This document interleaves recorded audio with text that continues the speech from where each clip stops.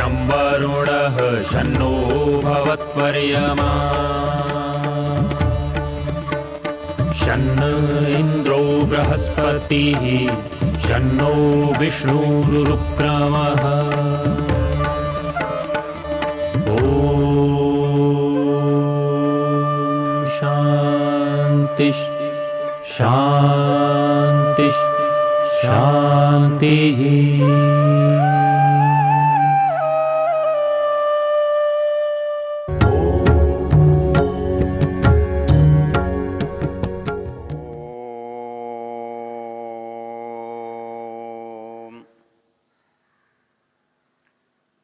हम ये वेद ज्ञान की चर्चा कर रहे हैं। वेद के उन संदर्भों को जो एक सामान्य मनुष्य के जीवन में बड़े उपयोगी होते हैं, उनके लिए वेद के क्या दिशा निर्देश हैं, उनको लेकर वेद ने क्या कहा है, ये हम इस चर्चा में जानने का यत्न करते हैं। अभी तक हमने बहुत सारे विषयों को देखा और उनके मंत्रों की व्याख्या को हमने सुना। आज इस वेद चर्चा के प्रसंग में ऋग्वेद के 10वें मंडल का जो 34वां सूक्त है, हम उस पर विचार करने जा रहे हैं। ये सूक्त भी बहुत प्रसिद्ध है और इसके कुछ वाक्य तो हर व्यक्ति जानता है जो थोड़ा भी संस्कृत से परिचित है। इसमें भी 11-12 मंत्र हैं और बात इतनी सरल है, ऐसा लगता है जैसे कोई कहानी लिखी गई है। आप इसे ऐसा कह सकते हैं कि प्रत्येक व्यक्ति अपने जीवन में इस तरह की कहानियों को देखता है, अनुभव करता है। ये बात आपको संसार में के प्रत्येक स्थान पर देखने को मिलेगी। हर व्यक्ति इस परिस्थिति से परिचित होता है, बहुतों का ऐसा अनुभव है। इसलिए इस सूक्त के मंत्रों की भाषा बड़ी सरल है और उससे एक ऐसी प्रेरणा दी गई है कि जिसमें मनुष्य स्वाभाविक रूप से गिरने की दिशा में जाता है, उससे रुकना कैसे, अपने को गिरने से कैसे बचाना है। यह एक बहुत मनोवैज्ञानिक संदर्भ है। संसार में एक विचित्र बात यह है कि जो हमारी भावनाएं हैं, हमारी इच्छाएं हैं, यही हमारे लिए अच्छी भी हैं और यही हमारे लिए बुरी भी हैं। जब कभी हम ये कहते हैं कि बुराई छोड़ो, ये बुरी बात है, इसे नहीं करो, इस बुराई को अपने अंदर से निकाल दो, तो हम प्रायः ये भूल जाते हैं कि जिस बुराई को निकालने की बात कह रहे हैं, वो बुराई कोई स्वतंत्र बुराई नहीं है।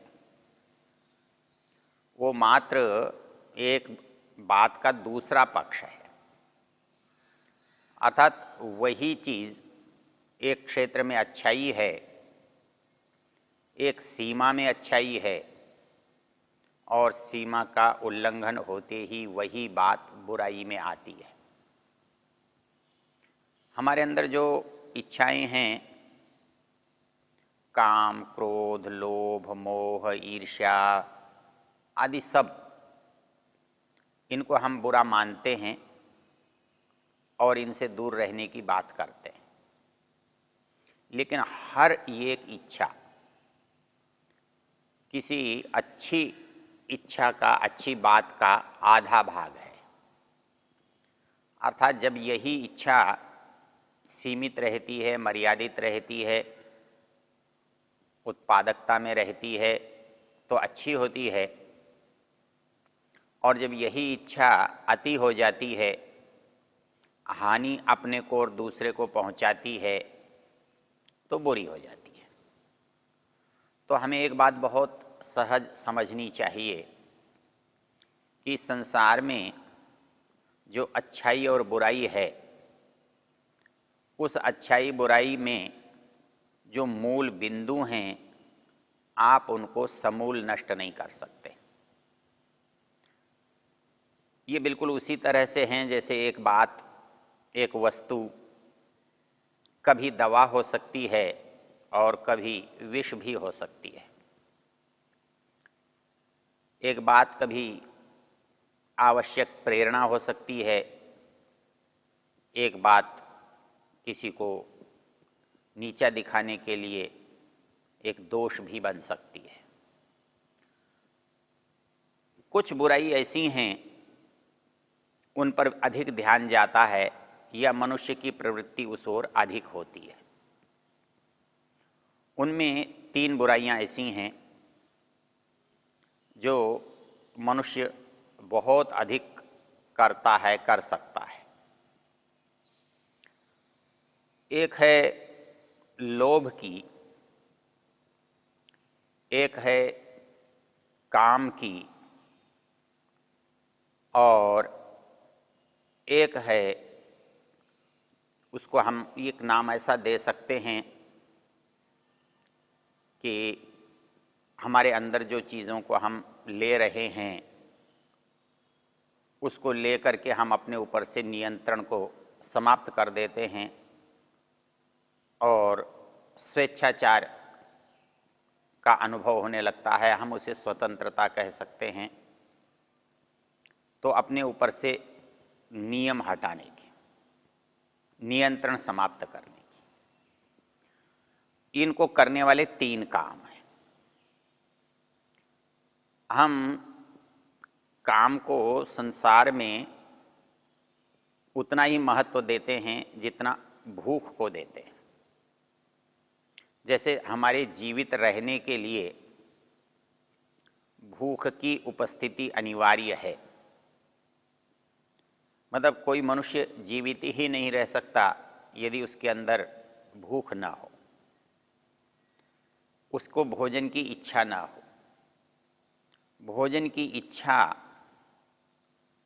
हमें जीवित रहने के लिए बाध्य करती है। हम इस शरीर को बनाए रखें, इसके लिए मुख्य जो साधन है वो है भोजन। तो किसी भी परिस्थिति में हमको भोजन करना पड़ता है। तो इस भोजन को करते हुए जब हम एक सीमा को लांघ जाते हैं तो वही भोजन हमारे लिए बुरा भी होता है, और सीमा के अंदर रहते हुए वही भोजन हमें इसको जीवित रखने का साधन भी बनता है। इसी तरह से काम जो है वो हमको भी जीवित रखने का उपाय है। भोजन से तो हम आज जीवित रहते हैं, इस शरीर से जीवित रहते हैं। काम से हम संसार में अपने को जीवित रखते हैं, एक नए रूप में, एक नई पीढ़ी के रूप में, एक संतान के रूप में। तो दोनों चीजें जीवन के लिए आवश्यक हैं। और परमेश्वर का एक नियम है, एक स्वभाव है, जो चीजें हमारे जीवन के लिए आवश्यक हैं उनको हमारे शरीर में प्रकृति ने संवेगों के रूप में स्थापित किया हुआ है। और जो चीज जितनी अधिक आवश्यक है वो संयोग की क्षमता भी उतनी ही अधिक है। हमारे लिए जितनी इंद्रियां हैं वो हमारे संवेगों को पूर्ण करने का साधन है। उनके माध्यम से हम अपने शरीर की जो आवश्यकताएं हैं उनको इस संसार से पूरा करते हैं। ये प्रबलता जो है संवेगों की, वो जब हमारे नियंत्रण से बाहर हो जाती है तो वही हमारे लिए दोष बन जाता है। मूल बात यह है कि उन संवेगों को भी मनुष्य इसलिए करता है कि वो उसे अच्छी लगती हैं, उनमें वो सुख का अनुभव करता है। ये सुख का अनुभव मर्यादा में रहता है तब भी करता है, और जब ये अमर्यादित हो जाता है तब भी उसी सुख का उपभोग अनुभव करने के लिए इनको करता है। अंतर क्या पड़ता है? एक के करने से लाभ होता है, एक परिस्थिति में करने से लाभ होता है, और उसी काम को दूसरी परिस्थिति में करने से हानि होती है, नुकसान होता है। तो वो जो काम है कब अच्छा है कब बुरा है, वो काम को देखकर निर्णय नहीं किया जा सकता। हमको परिणाम को देखकर निर्णय करना पड़ता है। उस काम को करने से लाभ हो रहा है तो हम उसे करते हैं, और यदि नहीं हो रहा है तो दोष मानकर उसे रोकते हैं।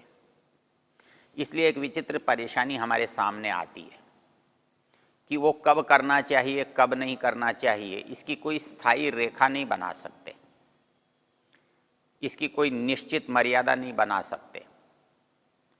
सामान्य रूप से हमने कर लिया है, लेकिन हम उसके अपवाद भी देख लेते हैं।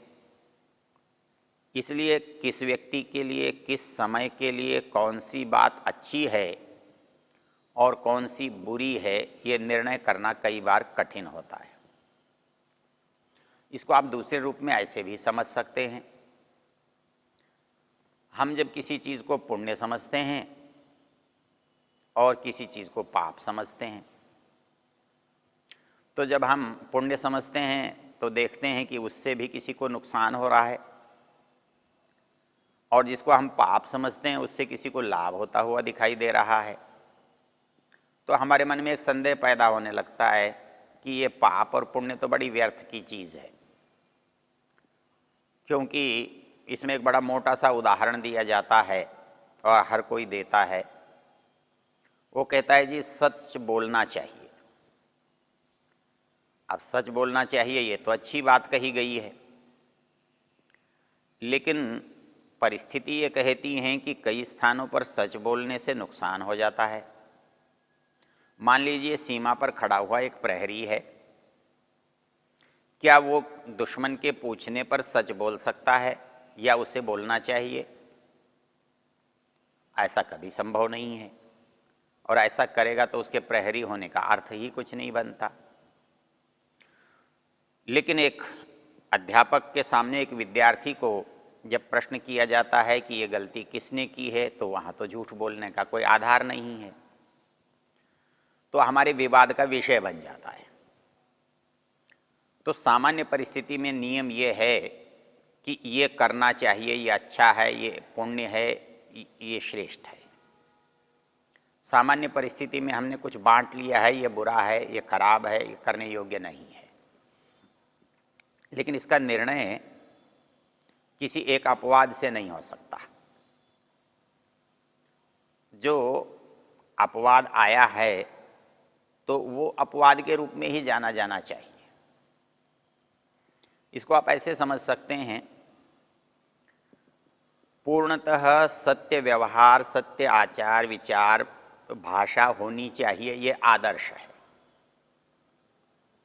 किंतु हर व्यक्ति हर समय में उस आदर्श का पालन कर सके, यह संभव नहीं है।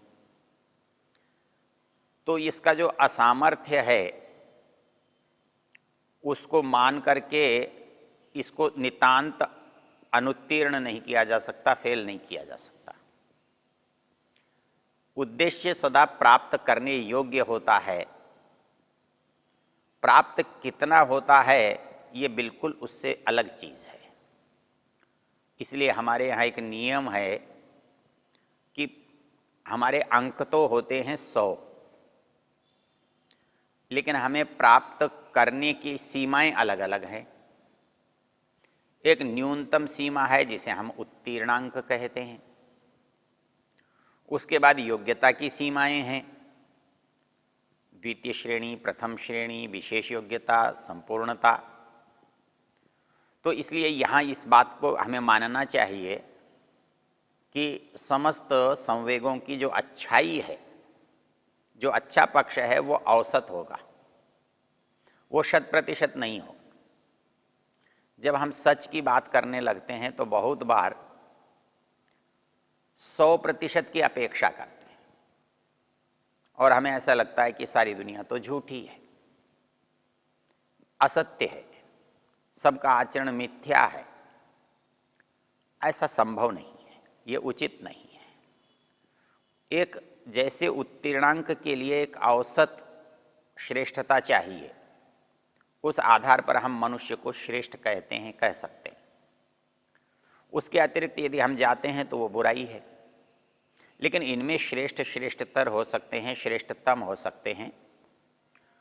वही स्थिति हमें याद रखनी चाहिए। मनुष्य गृहस्थ है तो वो सदा निष्पाप रहकर बात नहीं कर सकता। मनुष्य यदि संसारी है तो सर्वदा 100% सच बोलने की बात नहीं कर सकता। वो प्रयत्न कर सकता है, अच्छाई की ओर जा सकता है। हमारे यहाँ उसके लिए ऐसे लोग भी हैं जिनके साथ ये संभव है। वो संभव किस लिए है? एक तो है वर्ण में ब्राह्मण और आश्रमों में सन्यासी।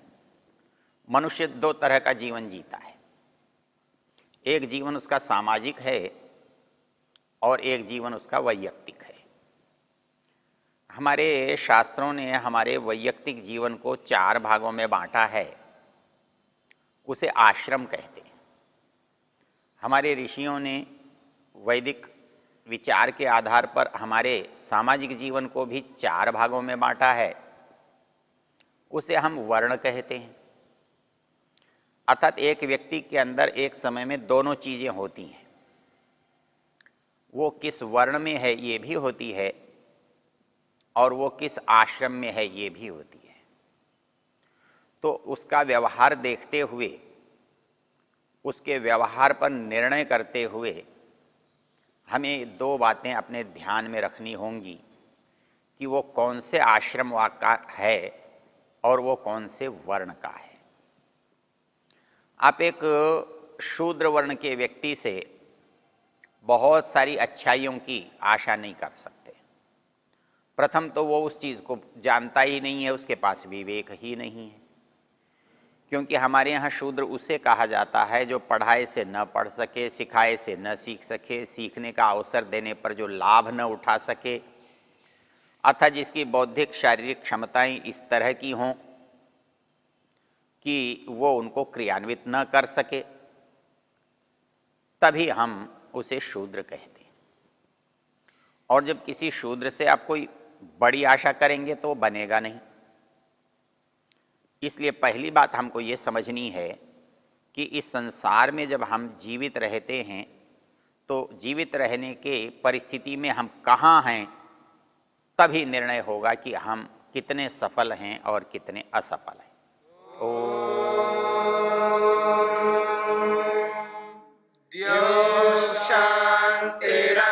शांतिरंतरिक्षं शांति पृथिवी शांतिरापः शांतिरोषधयः शांतिः वनस्पतयः शांतिर्विश्वे देवा शांतिर्ब्रह्म शांति सर्व